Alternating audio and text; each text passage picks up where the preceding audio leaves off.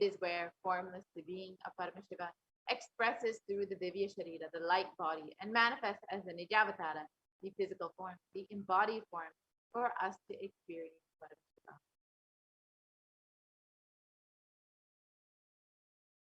And for example, Devi Parashakti expresses through the being of Rajrajeshwari and manifests as the Nijavatara, the physical form of Devi Meenakshi. And the avatar, the deity, reflects the consciousness and manifestation of the superconscious energy. But human beings are not mature enough to receive these higher level experiences from the Ajavatara directly. That's why the avatar, the physical embodied form, comes down to bridge the gap and create the experience of superconscious energy in all of us.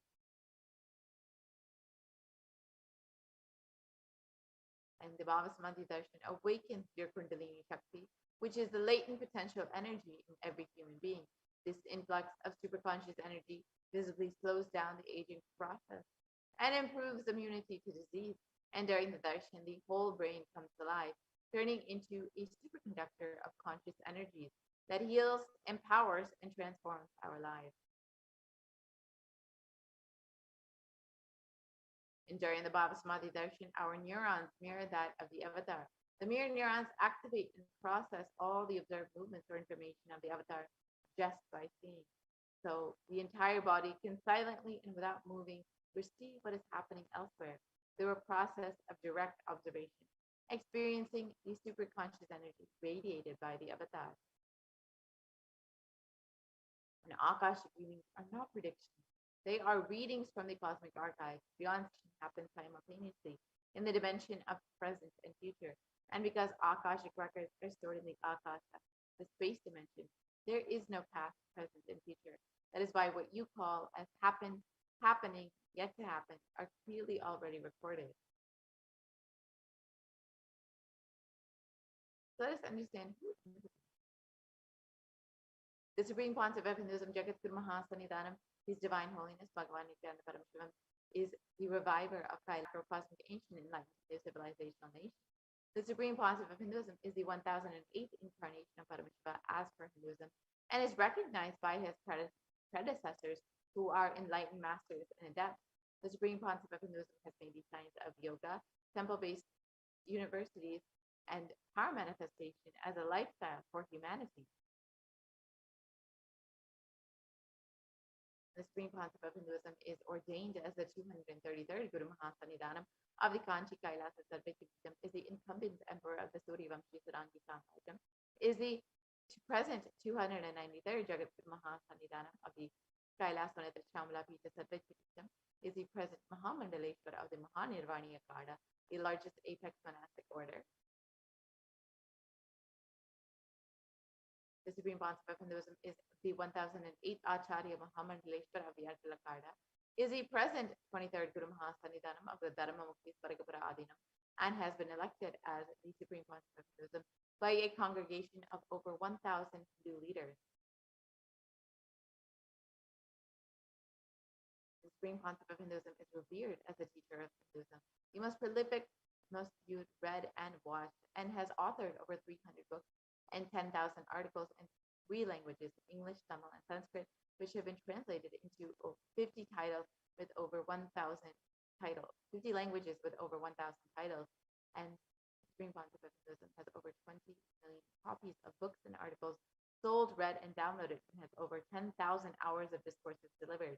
The Supreme Pontiff of Hinduism has enriched over 1 billion lives digitally, and is respected as the foremost commentator of all sacred scriptures, including the Upanishads, the Bhagavad Gita, the Shiva Sutras, the Brahma Sutras, the Yoga Sutras, the Ashtavakra Gita, the Jain Sutras, and many more.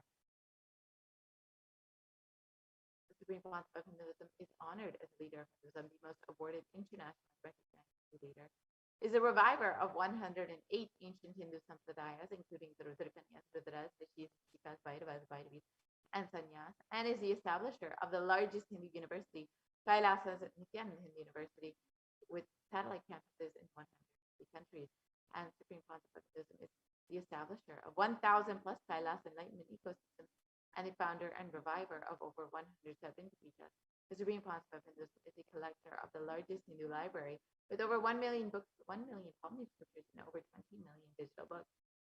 So now that we've understood who is the Supreme Concept of Hinduism, let us now enter into the demonstration of the extraordinary powers, the extraordinary Shaktis of Paramashivoham, Parashakti, as demonstrated by the initiated disciples of the Supreme Concept of Hinduism itself, the Nithyananda Yogis and Gurukul Balasas of the Nithyananda order.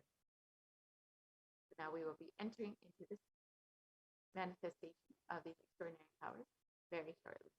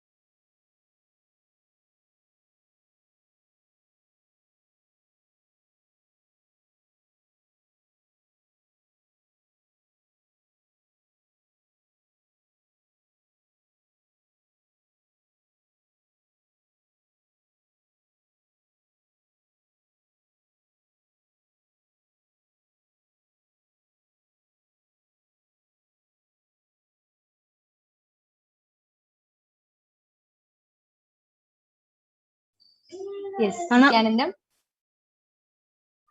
Let us now move on to the next segment, which is the power manifestation segment, the manifesting of the extraordinary Shakti. So today, the Balasins, the Nityananda Yogis, the initiated disciples of the Supreme Concept of Hinduism, will be demonstrating the extraordinary powers of third eye and sharing with all the experiences and results of the extraordinary manifestation of the divine powers awakened in us through Diksha. So, before we enter into the live demonstration, let us learn about what are Shaktis.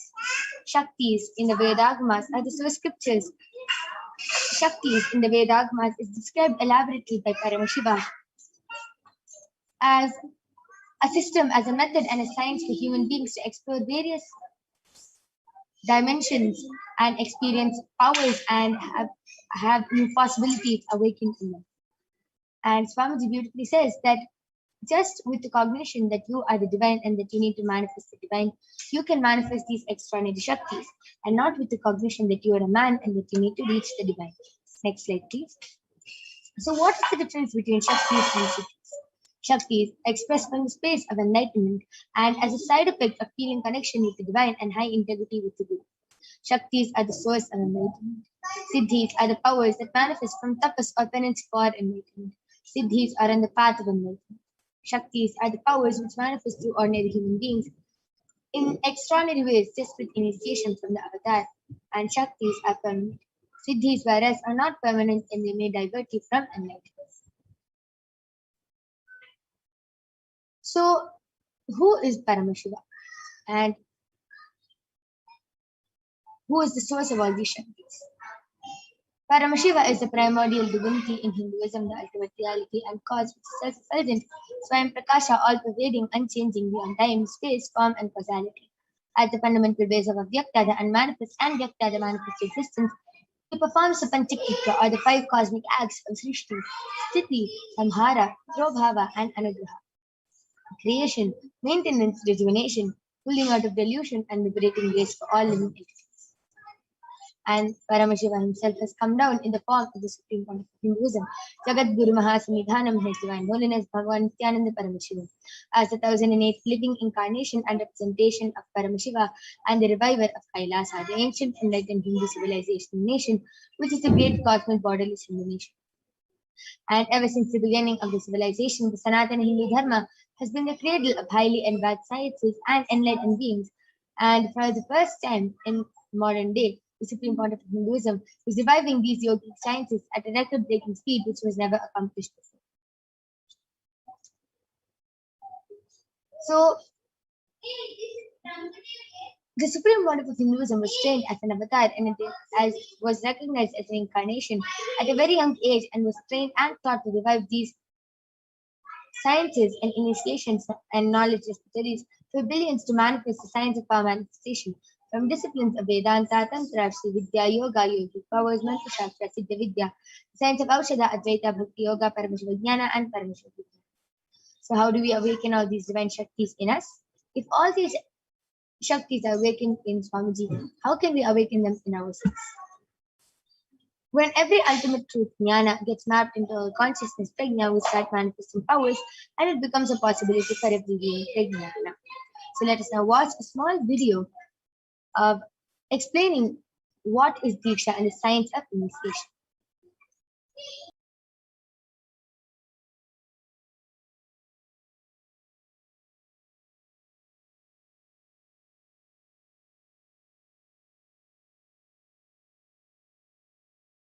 Book Navaratneshwara states, Sarva Samapi Dikshanam Muk. Diksha is the direct transfer of spiritual energy by an enlightened being through look, word, or touch. The traditional Vedic book Navaratneshwara states, Sarva Samapi Dikshanam Muktihi Phalamakhanditam Avirodhat Bhavantyeva Prasangyastu Bhuktayaha. The main benefit of all initiations is moksha, enlightenment. As a side effect, worship and well-being happen. And the Rayamala Tantra, Shiva says, Devi Diksha Vihinasya Na Siddhihi Na Cha Sadgatihi Tasmat Sarva Prayatnena Guruna Dikshito Bhavet. The one who is not initiated does not attain liberation nor a better future. So by all efforts, one should get initiated by Guru. What is the science of initiation? Neuroscience has proved that the process of initiation floods the brain with energy. This is the superconscious energy of Kundalini. our own highest inner potential energy. As the Kundalini flows from the thalamus to the cortex, it sets up a powerful energy loop within the brain, which awakens the latent non-mechanical parts which we have never used before. With increasing levels of coherence, the whole brain comes alive, turning into a superconductor of conscious energies that heal, empower, transform our lives, bliss and fulfillment. Initiation creates high awareness, visualization, creativity. It also slows the age and improves the immune system. Kundalini awakening, healing experience, levitation, teleportation, materialization. Experience the power of initiation through a range of exclusive programs conducted at the ashram. Nithyananda Paramashivam.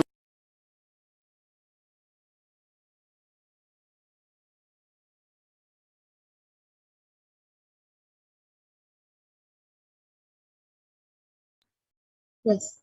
Next is the four evidences, the pramanas, for the science of power manifestation. Let us now see how the science of power manifestation is authenticated through the four aspects of evidences. The first is the Shastra Pramana, the eternal unchangeable truths that are revealed in the source scriptures.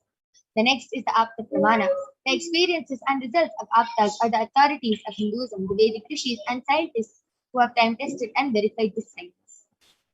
The next is the Atma Pramana, or the account of the Supreme Pontiff of Hinduism, Jagat Guru Mahasanidhanam, His Divine Holiness Bhagavan Nithyananda Paramashivam, this millennium's avatar's personal experience of power manifestation. Last is the Pratyaksha Pramana, or the empirical evidence from observation and scientific experimentation. So, Vedagamat is a living applied.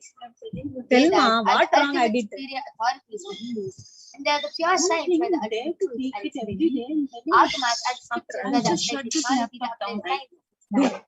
Vedas and Agamas, Vedagamas, are given the status of Shruti as they are directly revealed by Paramashivoham.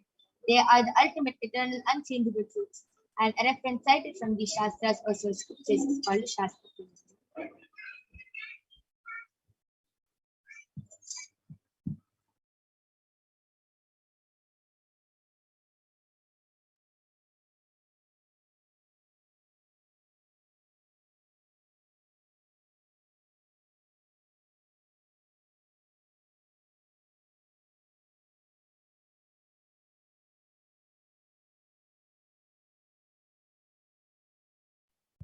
So let us now get ready to witness a very unique and exciting demonstration of the power of breathing. So the first is the Shastra Pramana. Let us listen to the Shastra Pramana, which comes from the Vijnana Bhairava Tantra, Sutra 34, Dharana 11. Kapalantar manonyasa ishtanmilitalochanaha kramena manasodadhyat lakshaye lakshyamuttamam. The translation goes, by fixing the mind on the inner space within the crown center and sitting stably without any movement, having the eyes closed in succession, by that stability of the mind and inner space, through the power of the third eye, one directly sees the ultimate goal, Lakshyam, by having the vision beyond the sight that reveals any object or place, attaining the space of oneness with the source, Paramashiva. Next is the Apta Pramana, where Bhagavan Sri Krishna initiates Arjuna into the power of third. Bhagavan Krishna says to Arjuna, Natu mam shakyase drashtum anenaiva sachakshusha divyam dadami te chakshuhu asya me yogamaishwaram. But you cannot see my cosmic form with these physical eyes of yours. Therefore I grant you the divine third eye. Behold my cosmic opulence. In the Hindu Purana, Srimad Bhagavad Gita, Bhagavan Krishna initiates Arjuna into the power of third eye to behold his Vishwarupa Darshan, the vision of his cosmic form. The 11th chapter of the Srimad Bhagavad Gita, which contains the description of Bhagavan Sri Krishna, its cosmic form, is completely narrated by Arjuna as he sees Bhagavan Krishna through the third eye.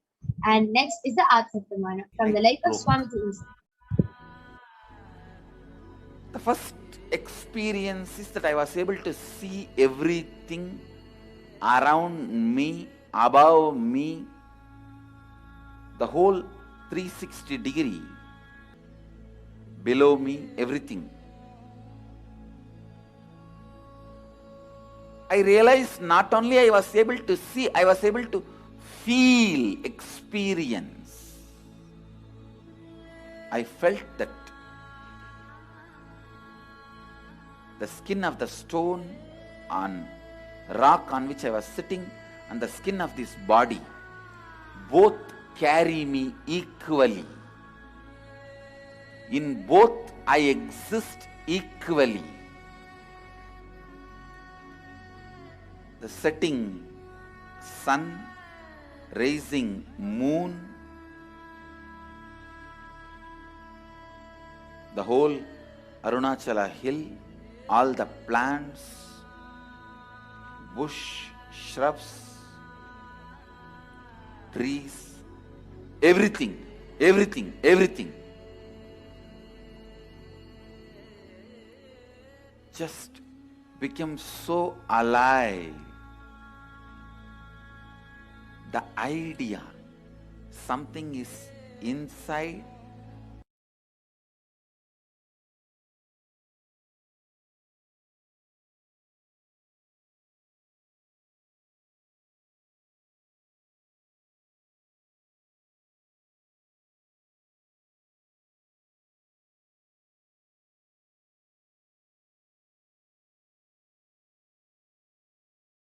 Yes.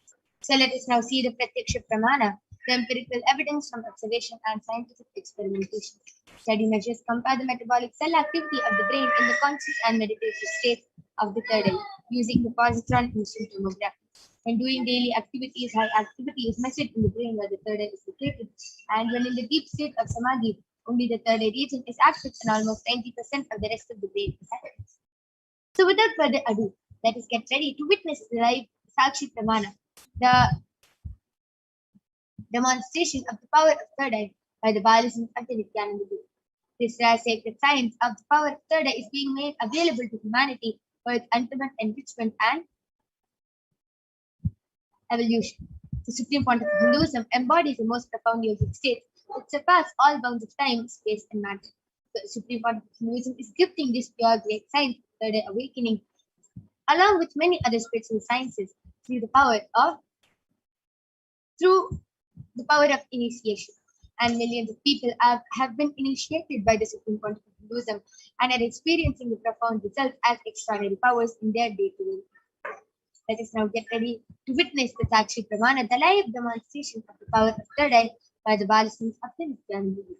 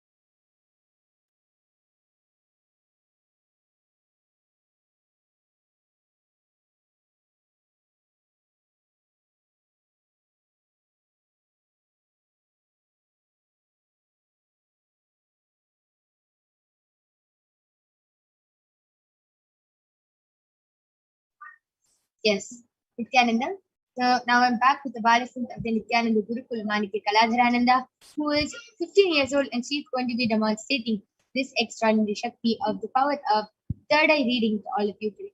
So as all of you can also see, I have the eye band with me. In front is a complete opaque sheet, and behind is a thick sponge. All of you can see there's no gap between the sponge and the opaque sheet, and there is no possible way of light entering.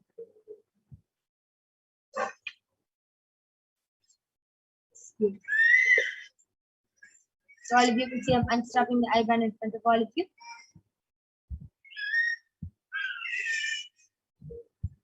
I'm placing it on color.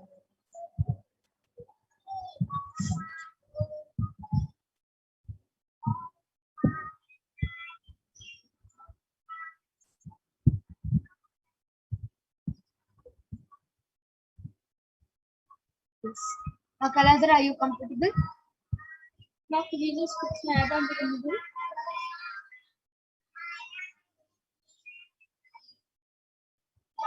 Yes. Now, are you comfortable? Pull the side of the eye bands. Yes. Now, are you comfortable? Yes. So, now I request the YouTube comments to be projected. All of you are requested and encouraged to go ahead, post anything you want in the Kailasa's HDH Nithyananda YouTube channel. You can post letters, numbers, words, sentences, anything you want, emojis, and Ma Kaladhara will be reading it out live. I request the latest comments to be projected. I request the latest YouTube comments to be projected. Yes, just before that, Ma Kaladhara, I request you to turn to your right, left, up. Yes, you can see there's no gap, and beautiful. I request the latest YouTube comments to be projected.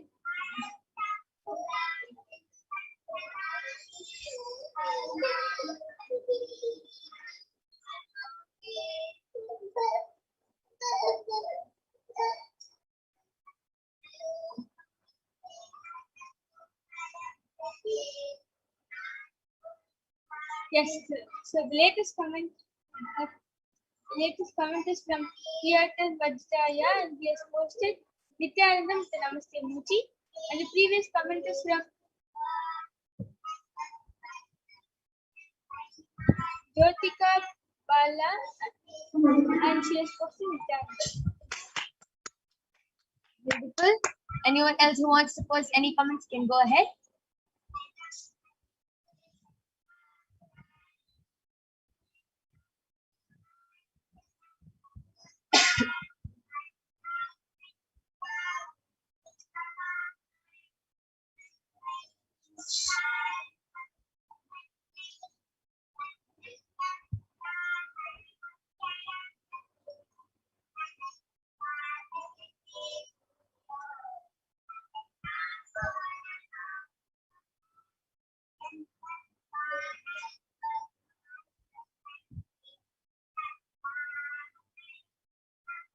Yes. So Ma Celine has posted a star emoji and a small plant with two leaf emoji and a thunder emoji with a two pink color heart, dark pink color heart emoji. And Manikya Mahajanasananda has posted my daughters with an exclamatory mark and Nithyananda exclamatory mark. Wow. Amazing. That was a very beautiful and extraordinary demonstration of the power of third eye. Now I'm going to be removing the eye band with Ma Kaladhara. All of you can see the eye band is completely intact. Yes. And with this, we will be back with the power of body scanning and remote vision right after a short break.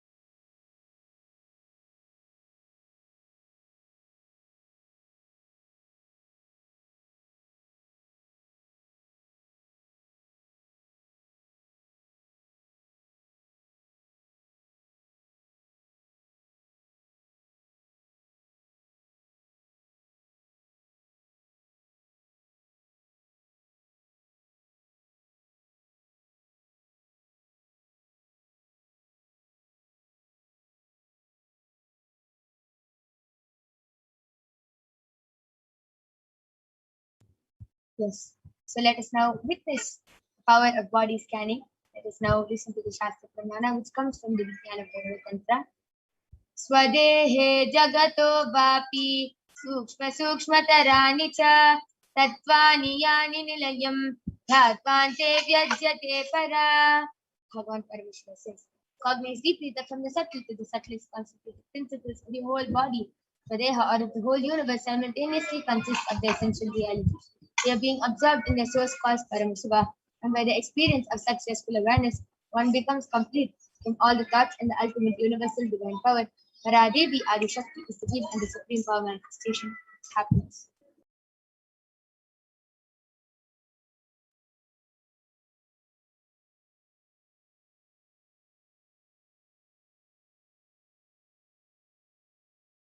Yes. Next is the Apta Pramana, which comes from the life of Siddha named Teriyar. Teriyar was a Siddha and one of the prominent disciples of Agatya. One day, a man suffering from a severe headache comes to Agatya for healing, and Agatya uses power of body scanning and identifies the root cause. It reveals that there is a small Teriyar, a type of frog, sitting in the person's brain. Agatya immediately instructs Teriyar, his disciple, to perform an open head surgery and remove the frog. And after the surgery is completed successfully, the person is healed and cured of the headache. Thus, the disciple could gain the name Teriyar. Next is the Atma Pramana from the life of His Divine Holiness Swamiji, where Swamiji beautifully shares on the 22nd of December, paraphrasing his words. Only when I had a multiple compound hand fracture was I able to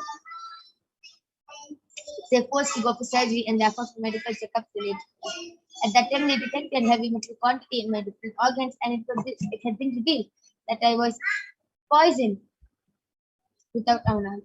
I immediately used diagnostic methods instead of medical facilities to study the body condition to see what happened. Through the power of body scanning, I found out what the problems and imbalances had happened and why balance had been. I used allopathy as a second opinion just to verify myself.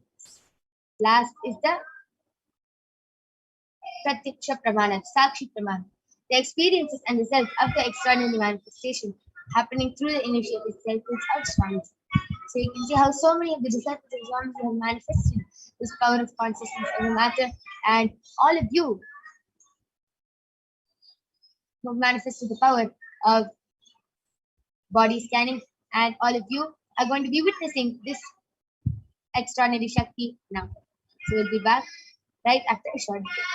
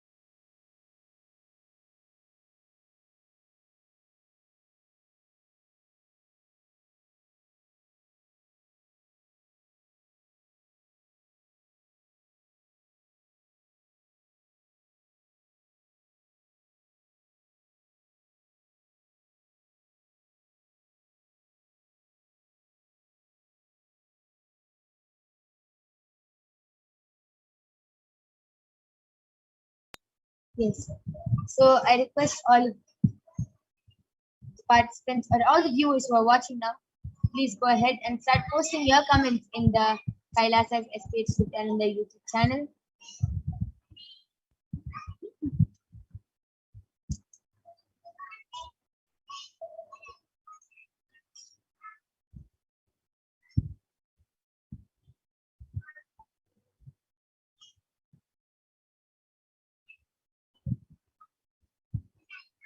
Okay.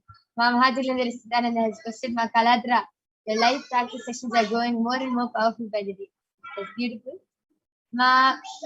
Vikrant Wag has posted, Ma, can you heal my concentration issues and lack of interest and fatigue issues? And Ashok Patel, his person, Nithyananda Ma request you to scan Sandesh Nath had his content. Ma Saranka Vidya Karan has posted, please scan my body and also feel my powerlessness. And Payata Vatsya has also requested for a body scan. Yes. So yes, I'll surely be doing the body scanning for all of you now.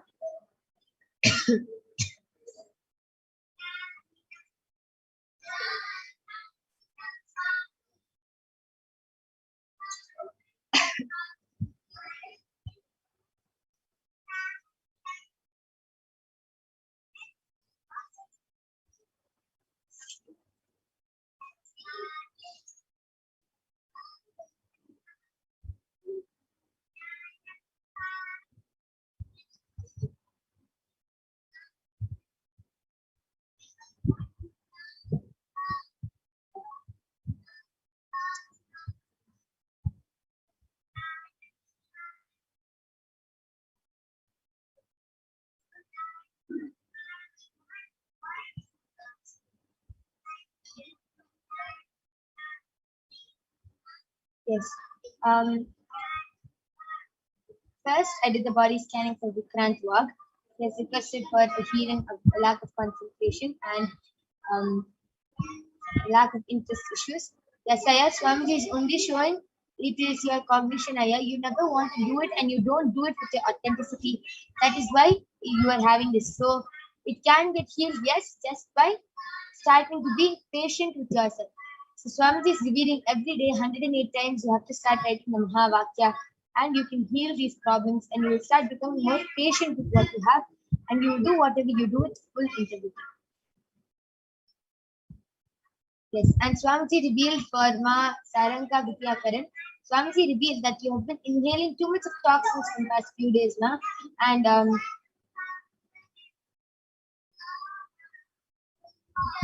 due to all the I was able to see that due to a lot of burning of plastic and all that smell you've been inhaling from past few days, and Swamiji revealed that is affecting your lungs and you're starting to feel suffocated and choked because of that.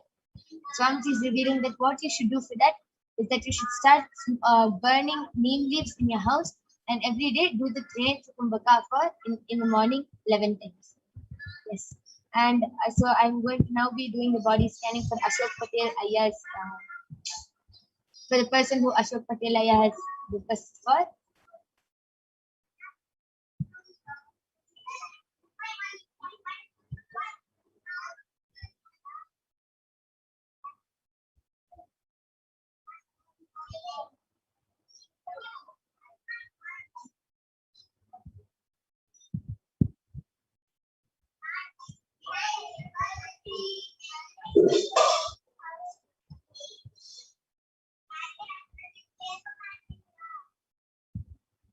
Yes, Swamiji is, yes, sorry.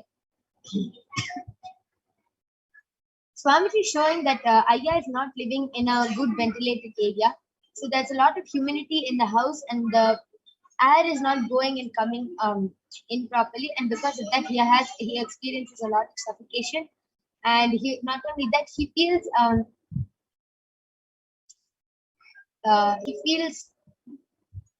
like not only suffocated, he to become claustrophobic. He feels like he can't stay in one place for a long time. He feels like that.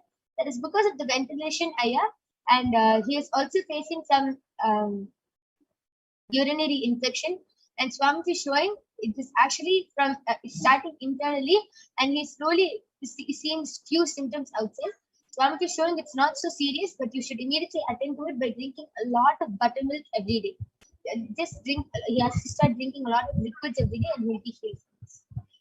And yes, I'll be also doing the body scanning for Marceline.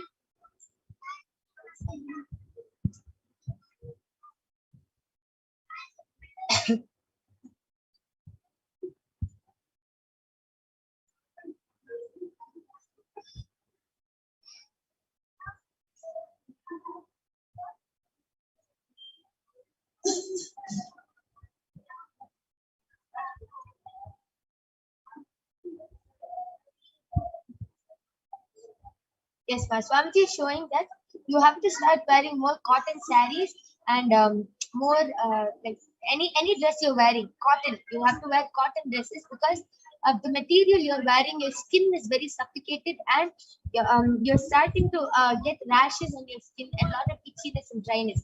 So that is because your skin is not able to breathe freely. So you have to start wearing cotton dresses, especially the Mangaligiri cotton is the best one. Swamiji is revealing that you have to also start doing the Vyasa Nirahara Samyama. The Vyasa Nirahara Samyama will really help you.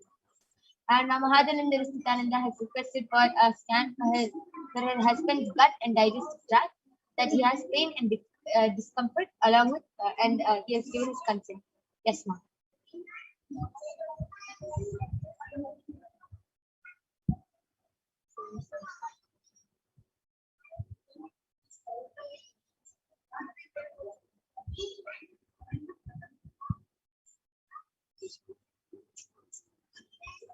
Yes, Swamiji is revealing that there's a lot of heat in his body, and there's a lot of heat, and in his blood there's a lot of toxins here. So because of these toxins, he's really getting affected a lot, and that is what is the problem that he's having in his digestive tract. Because of the toxins and the blood not flowing properly, the digestion is also not happening properly.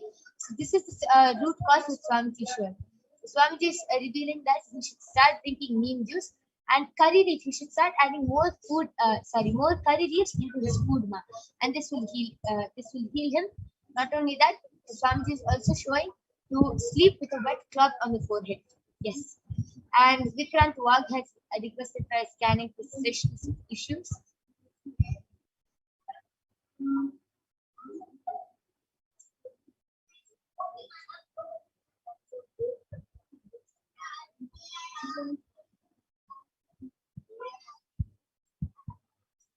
Yes, and Aya Swamiji is showing your stress issues is nothing but confusion.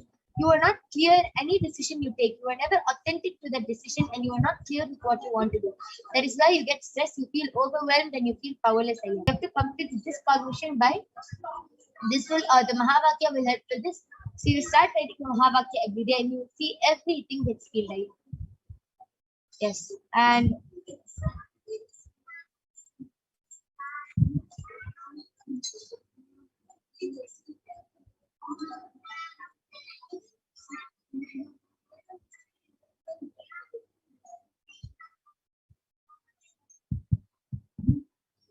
anybody has any questions can go ahead, and anybody wants to get back in the Kailasas Aspiration and the YouTube channel, please do it. Ashok Patel has posted, Ma, thank you for the scan. Really enjoying the session every day. Nithyananda. Yes, Aya. Ma, Celine has gotten back telling, okay, thanks, Ma. Yes, Ma. Mahadhananda Nithyananda has posted, thank you, Ma. Yes, that makes sense. In fact, it links to what was previously shared in scans before this issue build up to this point. Yes, Ma. Thank you for getting back a lot. I will thank all of you. And yes, with this, I'm going to be concluding the power manifestation session. Thank all. Yes, and Ma and Vikrant Aya has also gotten back telling thank you, Ma. Yes, Ma Celine, Ma Ashok Patel, Ma Mahadhananda Nithyananda, Vikrant Wag, Payata Vajda Aya. Yes, and Payata Vajda has also requested for a body scanning. I will quickly do the body scanning for Payata Vajda Aya.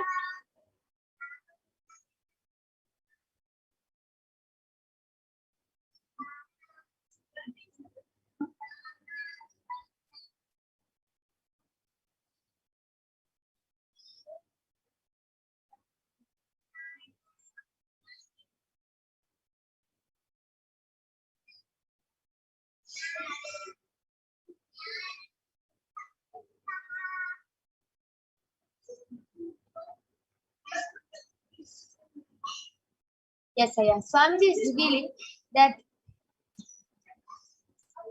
Yes, Aya. Swamiji is revealing that from past few days, you started feeling a lot of connection to Paramashiva and Paramashakti, and Swamiji is revealing that that is actually very good, and